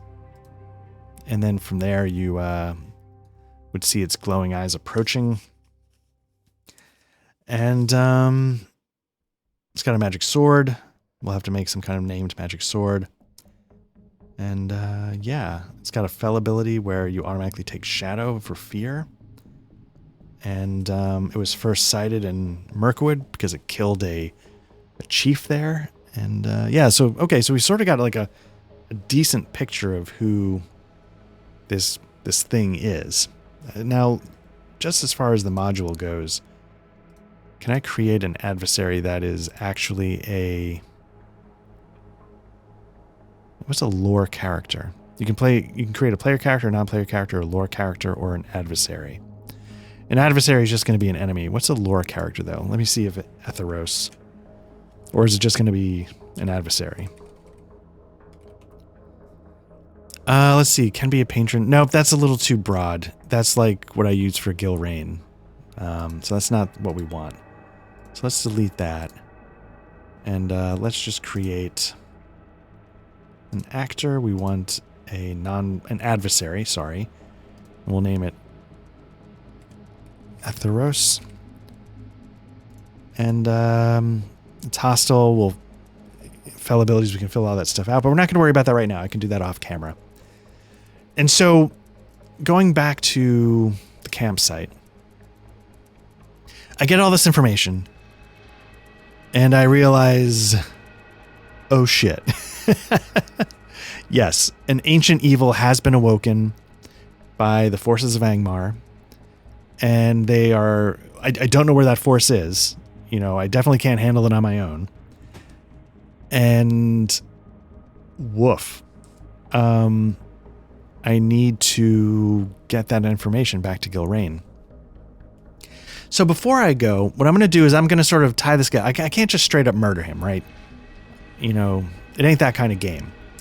But what I can do is I get the location of their stores.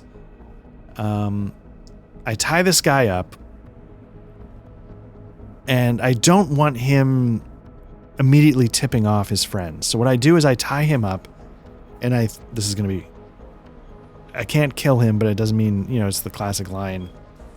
The end of Christopher Nolan's masterpiece Batman Begins, when, you know, the bad guy is there pinned on the train that's about to crash, and Batman says, I'm not going to kill you, but I don't have to save you.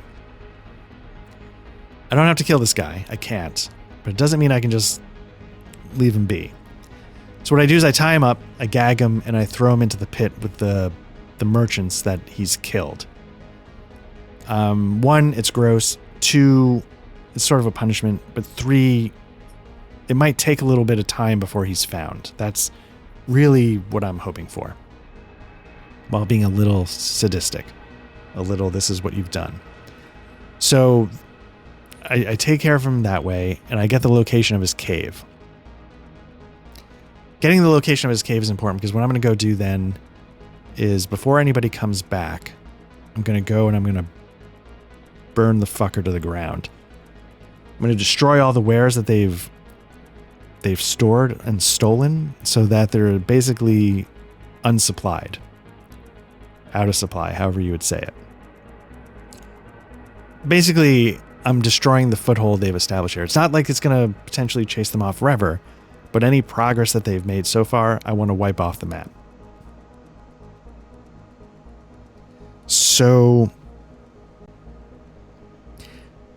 I don't think I need to roll for that, right?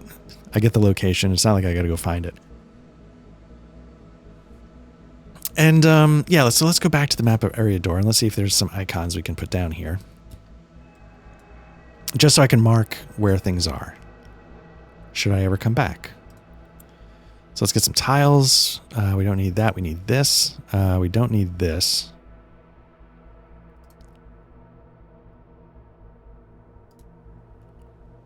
So what I need to do is I need to go back to my folder of tiles, which is not a big deal. I just got to get there. Graphic tiles. Here we go. So I'm going to just put... I used a stone for a campsite for my campsite. I'm going to put another stone for their campsite. Can you make text? There's supposed to be a way to...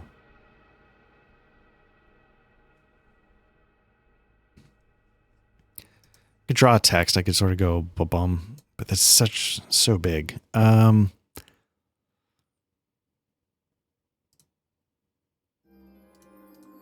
The text is going to say Angmar campsite. Font size, I'm going to make like 12 instead of 48. What else can I do? So it sort of marks the hex kind of overwhelmingly. I think what I'm going to do is I want to get the line...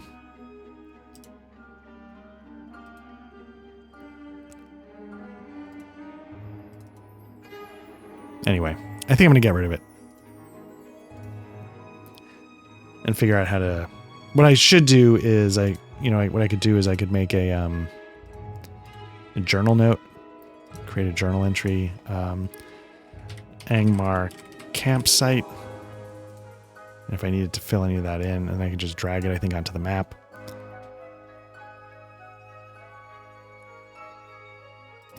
And then you can change it to a different symbol. I'll make it icon size of 20.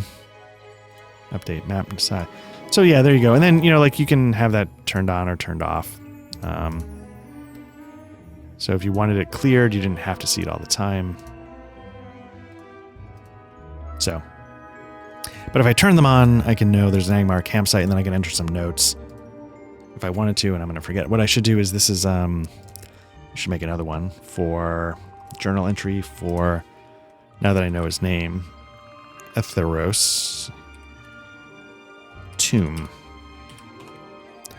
And then I can start filling in all of his backstory there, link to his character sheet, etc., etc. Going to make that a fire again. It's going to be icon size of 20. And there we go. So now I can fill in the notes, and that's how I could track that information if I wanted to. Because again, like I wrote it down, but I really want it all in the VTT so I can just bop around as needed. So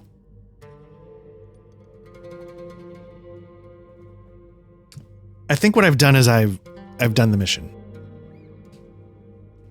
And so then what envelops is a journey, right? Like I need to make a journey back to my campsite. Or do I just go, no, yeah, I moved myself over. So I was there. I just need to get out of this area. So it's a 2-day campsite. Sorry, it's a 2-day journey. Let me roll my travel. If I fail the roll, I think with an Eye of Sauron. Man, I forget what the... I think if I... so one of the errata that was pointed out to me was that if you succeed... So if you... You know what? Let me just double check.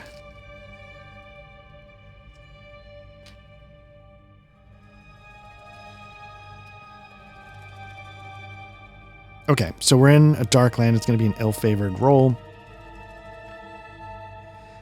The first step is we would roll our travel die. There's actually a surprising amount of errata in this rulebook.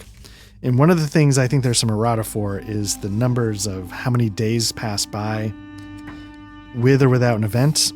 I think if you like do really well, it's like 3 plus any 6s. So like you would get 3, and if you got 2 6s, it would then become 5. I think that's what happened to me once. But I believe that what you actually are supposed to do is it's supposed to be 4 if you get like that kind of success. So I'm just looking up. I'm on page 111. We're going to start... Nope, sorry, 109. We set the journey path. Okay, that's not important just yet.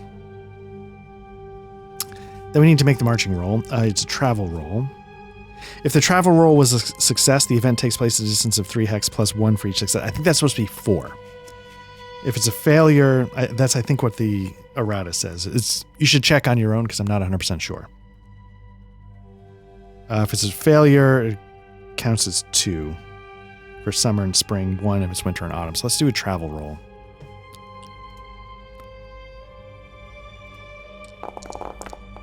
Looks pretty good. So I'm going to say that would have been... I don't think I had any special successes on my success dice. No, I rolled a total of 14, 7 on the feature die, 7 on the success dice, which is 2 1s and a 5. So we'll just call it 3 for now. So I basically, I get out, because it's 3 days, it means I'm going to be able to make my 2-day journey without incident. And so now what I could do, maybe what I should do, is I have to set up a new journey, right?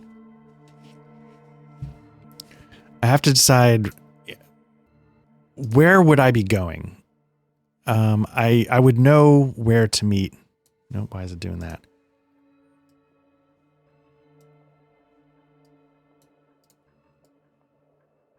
Okay. Nope, something's... Foundry's reloading. I just want to see what's going on here. Okay, so I knew that Gilraine was going... I met her in Bree and she was on her way to Rivendell. I think that's what I sort of decided. So what I'm going to do is I'm going to set up... I'm going to say that I need to meet her near the last bridge, which I think is going to have like... there's actually like the... what is it called? The Forsaken Inn? So, ooh, yeah, let's say we're going to go to the Forsaken Inn. I think the Forsaken Inn is... Where is the Forsaken Inn? In Lord of the Rings Online, it's down around Weathertop. But obviously, that's not canon. So let me see if the Forsaken Inn, it might be in the book. They give you some details about certain areas. Let me see if the Forsaken Inn is one of them. I don't believe it is. So let me just really quickly Google, where is the Forsaken Inn Middle Earth? Okay, the Forsaken Inn is a settlement located within the area of Anulos in the Lone Lands. The busy tavern is found by the Great East Road, almost at the border of the southeastern Bree Land with the western Lone Lands. Okay, so let's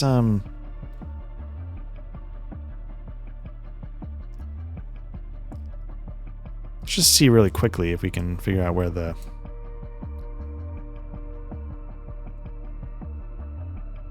South Downs... Yeah, we'll just say it's, you know, it's not quite at the East Last Bridge, but we'll say it's in that vicinity. You know, hopefully you'll cut me some slack. But you basically get the idea of what I'm trying to do, though, right? Hopefully. That's the main thing. So my journey is going to be... I don't want to do that. So let's see if we can go...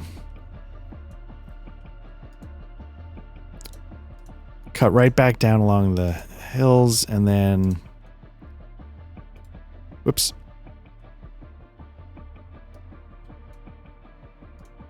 So what I'm doing is basically sort of mimicking my original route. I guess what I should be doing is I should be drawing it. Let me first measure it one more time and then I'm going to draw it. So I'm going to go boom. That's 1 day, then 3 days straight down. Then, so it's going to be a total of 7 days to get to the Forsaken Inn. So now let me draw it. So I'm going to go whoom. Nope. I need to freehand. So I'm going to go wonk, wonk, wonk, wonk, wonk, wonk, wonk. So there you go. So if you're looking at the map, what I've got is I've got a route that takes me basically to the southeast to get me close to the Weather Hills, but not into the Weather Hills, staying in the safer Rudar Pass here, back down to the Great East Road, keeping the Weather Hills to my west.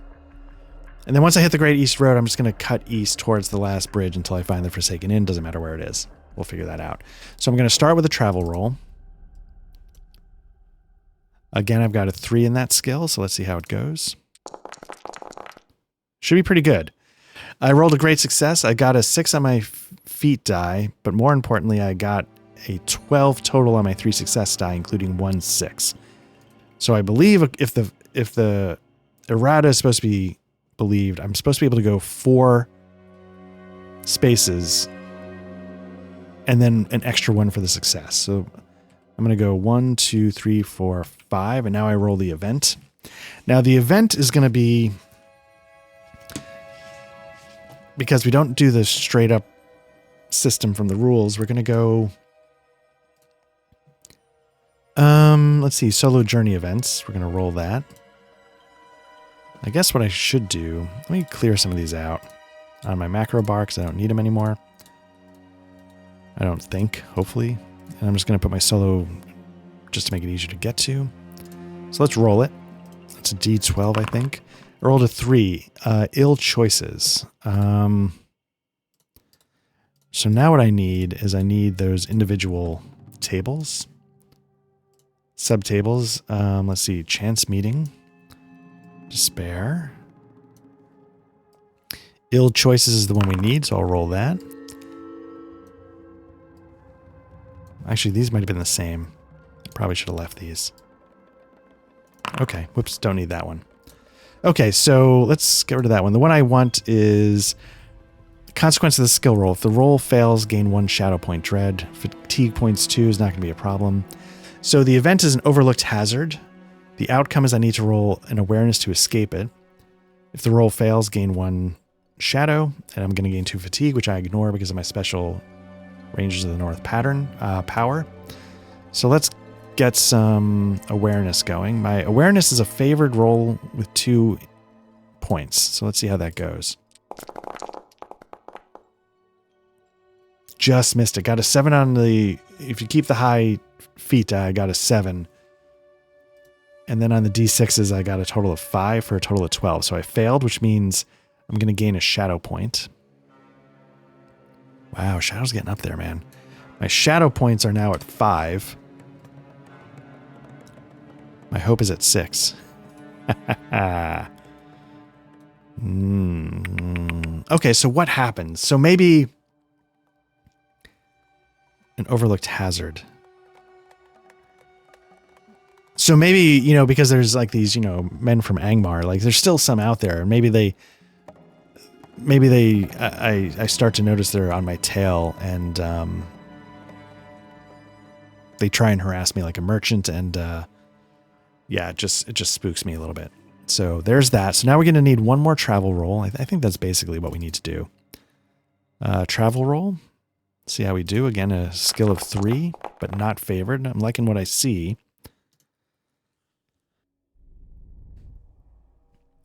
I rolled quite well. On my feat die, I rolled a 6. And then on my success dice, which are 3, because I have a skill of 3, I rolled a 6, 6, and a 3 for a total of 15, for a total of 21.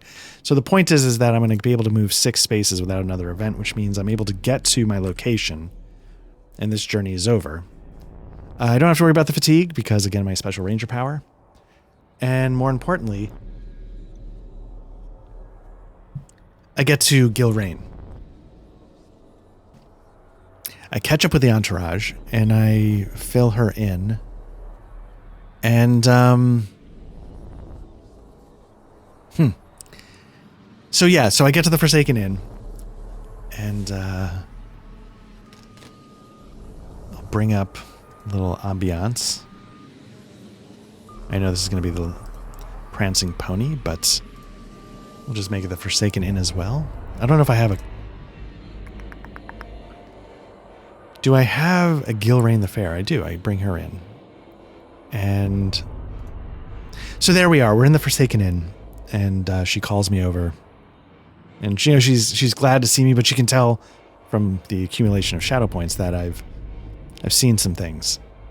And so she's concerned about my well-being because she can see it on my face, right? It's not just the journey that took its toll. She can immediately tell that I've encountered something dark. And so she's like, please fill me in. And so I tell her what I saw. You know, I made my way up, you know, to the corner of the North Downs. I I skipped the part where I dropped my sword like an idiot and nearly blew the whole mission. That part doesn't come out because I'm trying to, I'm trying to impress her a little bit. She took a chance on me and gave me some more responsibility. I don't want to demonstrate that I immediately almost fumbled the whole thing. So, I then explained to her, yes, I think you were right. There's definitely something going on with Angmar. I saw minions of Angmar patrolling the hills, but more importantly, there is a greater evil afoot. And I described that I found like this, blasted sarcophagus inside an opened tomb. And immediately, her face goes pale. And I can sense that, I've never seen her maybe scared before. And all of a sudden, she's scared. And I say, and, then I came across a camp and I was able to, question one of these minions of Angmar. And he filled me in that they released an ancient spirit named Etheros. And with that, I thought she was scared before. She goes white. And she's like, oh no. Oh no, this won't do at all. This is much more severe than just, caravans being harassed on the Great East Road. This is truly something evil that needs to be reported, and we need to investigate further. You've done a wonderful service for us. Thank you so much. And take some time to rest, recuperate. You've been through an ordeal, and when you're ready, we'll continue researching what we can into this new evil Etheros, and letting the people that need to know to know the information. And with that, we will fade to black. So there we go. That is the first tale of the Strider, as I came up with a cheesy name for it. If and or when I were to pick this up, I would start with the Fellowship phase. I would sort of role play through my recuperating here at the Forsaken Inn, which is, it's it's not a classy place, but it'll have to do. Gilrain's going to keep moving on because there's now a new sense of urgency because of what I've uncovered. So maybe she's going to, hurry to... She was going to go to Rivendell anyway, but she's going to hurry to Rivendell and report my findings. And, she'll send word as to what's the next step in our investigation, how to research it, etc., etc. I think if I were to jump into the next one right away, I think I'm going to wrap this one up and let this be like a 3-part adventure. I think what I would sort of lean into is the idea like I need to go research. I need to go find where the information is. And, that might be like a lost text. It might be, or like a ruined tower. I don't know what it would be. But I think that's the direction I would lean. And, quick closing thought. This was great. I'm so glad I gave this a try. I'm so glad, I finally stopped putting this off. And as you can see, like this whole story, I don't want to say it was entirely random. I mean, it was entirely random, right? It's not like I was working from an adventure. But I took a pause. Before I took my journey, I took a pause in the recording, right? I said, let me go check some rules. And because the reason why is because I wanted to make sure I understood the rules I was about to deal with the journey, combat, stuff like that. But I also wanted to sort of take some time to maybe fill in the blanks. Now, it's not just because I'm recording it, though. If I were playing this for real, no recording, just on my own, if I were journaling it or whatever, I think I would have paused there anyway. Because for me, a lot of this is the love of coming up with a story.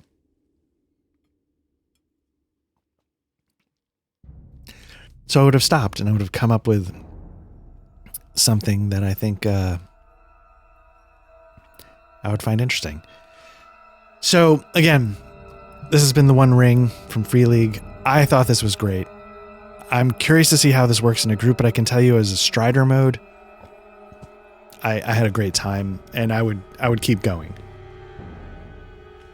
I feel like there's mostly enough with the tables to get the job done. I did like having the Iron Sworn Oracle stuff as a backup. And again, Sean Tompkins, I think Tompkins is the person behind Iron Sworn. They also did work here. So I feel like it's a good potential mix. It's a good match. But otherwise, thank you very much for checking this out. I hope you enjoyed it. I hope you enjoyed seeing this in action. Again, just to reiterate, I had a wonderful time playing this. But this has been Black Lodge Trivia Night. We are an actual play tabletop RPG podcast, as you can see, mostly. We do some computer role-playing game stuff. There's a lot of, playthroughs of those as well. But the real heart of what we do, even though there's a lot of Let's Plays of video games, CRPGs, the real heart of what we do and why we do this is the actual plays of tabletop stuff. So if you're here on YouTube, you've already found the channel. Like, subscribe if you want, leave comments. If you prefer audio versions of our actual plays or our RPG discussion podcast, just search for Black Lodge Trivia Night. Wherever you get your podcasts, we should show up for the audio versions. Leave comments there. I don't know.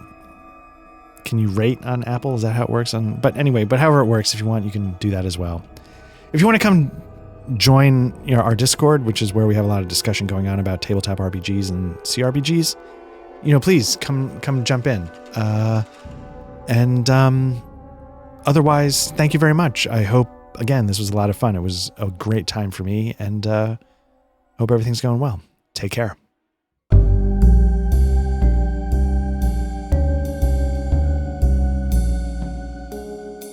The music during the RPG session in Foundry was provided by the Foundry module Tabletop RPG Music and composed by Ian Fisher. You can find his Patreon at www.patreon.com/tabletop RPG music, all one word.